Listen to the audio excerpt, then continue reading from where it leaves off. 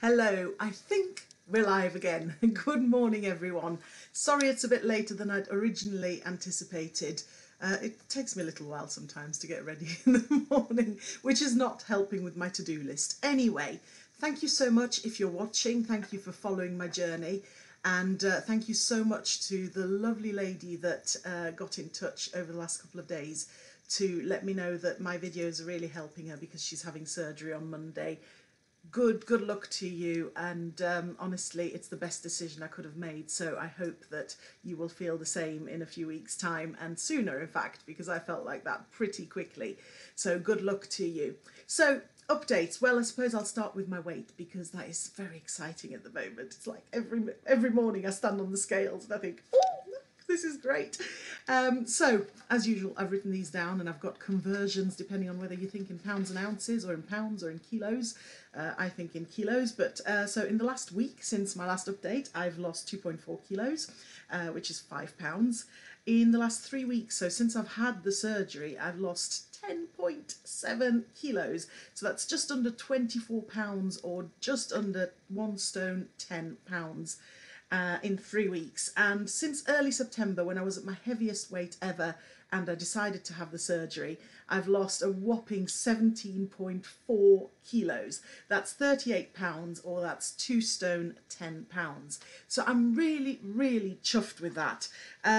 So how have I been doing at the moment? Well, I'll talk about stress and all of that in a moment, but in terms of generally the recovery, I'm doing really well. I think you can see that. I'm feeling quite well. I'm really energetic, although I do get tired easily, I've noticed, with activities and things.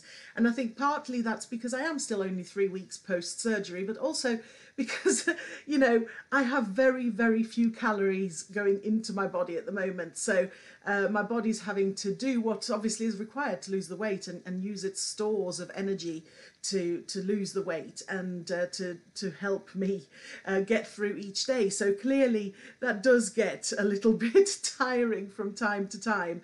Hello Danny, thanks for watching. Hi. But other than the sort of tiredness, and the flip side of that is I'm not sleeping very well, and partly that's because I have got some fairly major stress going on in my life at the moment, and partly I think because hello Ruth, because it's a bit of sciatica pain, which I'm managing with a TENS machine and with doing things like swimming and doing my daily stretches and that kind of thing.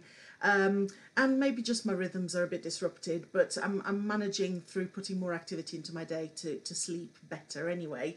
The biggest thing, and I think for anybody who has this surgery or a similar weight loss surgery, the biggest challenge for me is drinking enough water.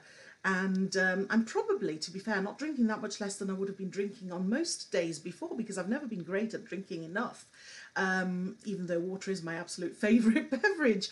But what I used to be able to do is when I felt thirsty, I'd just guzzle a couple of glasses of water down, and I just can't do that. So when I'm feeling really thirsty, which is pretty much all the time, I am just able to take small sips. Now the sips have got better, bigger, and I can take more sips than 1 or 2 at a time, so it does feel a bit more thirst quenching, but never quite enough. And of course, because I'm now on pureed food, I'm also not taking in the extra fluid through the soups in my meals.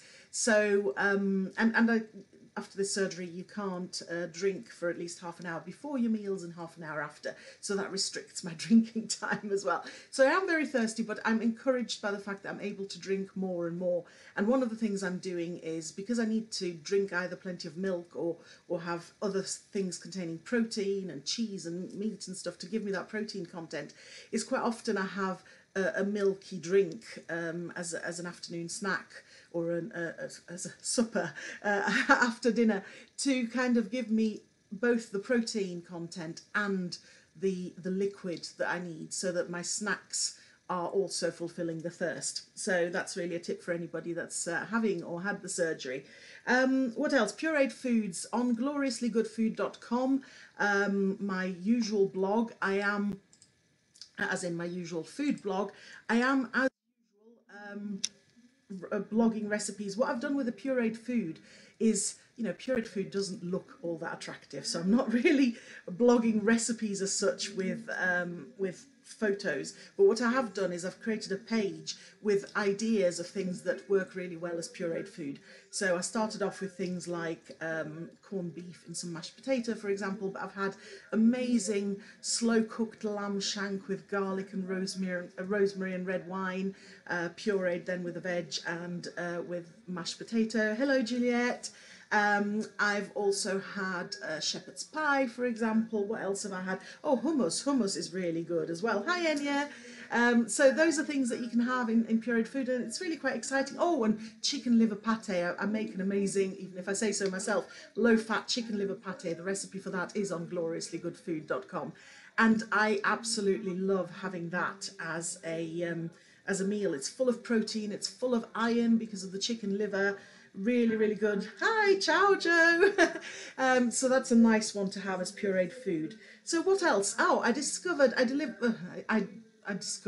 kind of developed an odd pain probably about 5 or 6 days ago, and I wasn't really worried, but you know, if you're worried about anything after you've had any kind of surgery, of course you need to find out. So I phoned my surgeon, and hi Joanne, and as soon as I described the pain, as I started describing, he said, oh, let me guess, about 2 centimeters above your biggest incision wound. And I said, yes, that's exactly it. And he basically said, it's normal. You've got some very deep stitches in the muscle wall.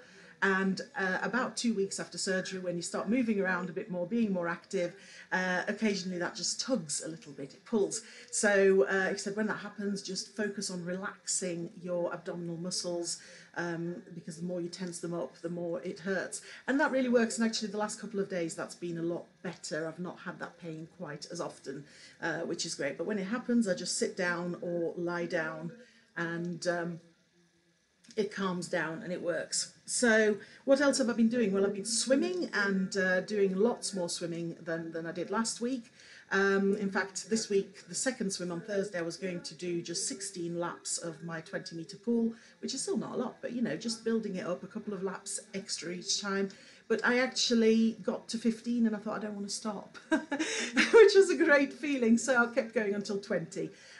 So the swimming's really helping. And yesterday, I also went back to salsa lesson with my husband, which I just did a half-hour lesson because we have private lessons, so it's quite intense. So we did a half-hour lesson to start us off again, and I just wanted to make sure I didn't get dizzy or anything like that, and I felt absolutely fine. So back to full hour lessons on Saturday, and I'm just so excited, and I actually felt more nimble and better able to move, and it was fantastic. Really, really enjoyed it. So I said I'd talk about stress. I'm not going to go into great detail. This is not the time or the place, but at the moment I've got a lot being heaped on me. A lot of which I'm not in control of. Some of which I am. Partly because of the surgery, but partly because I'm putting it off. I've still not started my neuroscience essay for my positive psychology masters, so I've now got just over a week until it's due in, and I haven't chosen the topic, so that's stressing me. But there's other stuff that's outside of my control that's happening at the moment, and I can't do an awful lot about it. So some of the things that I'm doing is really because, again, I'm not resorting to food, which is what I would have done in the past, and that's only a patch, it's not a solution. What I'm doing is the stuff that I know works, that is backed by research evidence. It works, all the positive psychology tools. That's what I'm doing. So what have I been doing? Well, exercise. I mentioned swimming, I mentioned salsa dancing, you know, and as I get fitter and better, I plan to do more and more different things. And when you do exercise, do stuff that you enjoy. You know, if dancing is what floats your boat, as it is for me, then do that. Don't force yourself to do exercise you hate, because you're never going to sustain that. So doing exercise that you enjoy, allowing yourself to feel your emotions as well. You know, don't try and dampen them and keep them down. There's been times when I've just wanted to lie in bed and cry this week. It's just been that kind of week, and I've done that, and I've cried and cried and cried, and then I've picked myself up and I've gone for a swim. And so let yourself cry if you need to cry. Let yourself feel the full range of emotions. That's really important. Hello, Dave. Talk to someone. I've been talking to people probably a lot more than I used to about how I feel and how things are going, and I think that's really important. And I have been writing in my gratitude diary again. because it's really important to actually do that action, that handwriting of your gratitudes, the what went well today, or the, you know, whichever way you want to look at it, counting your blessings. It really, really works. So I've been doing that as well. So I think I've rambled on for ages again, so I'll leave it there, but I just want to thank you all for following my journey. It really helps to know that there are people who are in my corner, actually, people who are following with interest what's happening and who are cheering me on, because it is difficult. You know, there are times when I feel hungry and I think, well, I've only just eaten. And some days I'm not hungry for 2 or 3 days at a time, and then suddenly I have a really hungry day. And it does require discipline. It's not an easy option having this surgery, although it feels like it's happened quite easily for me. But it's not the easy option. It requires a lot of hard work, a lot of dedication, a lot of commitment to not undo the hard work of the surgery and to really make sure it works. So it really helps to have so many people who are following my journey and who are supporting me in it, both close up and remotely through the internet. And it's great that there are people who are following who are thinking of having the surgery. So again, huge good luck to the lovely lady that got in touch, who's having hers on Monday.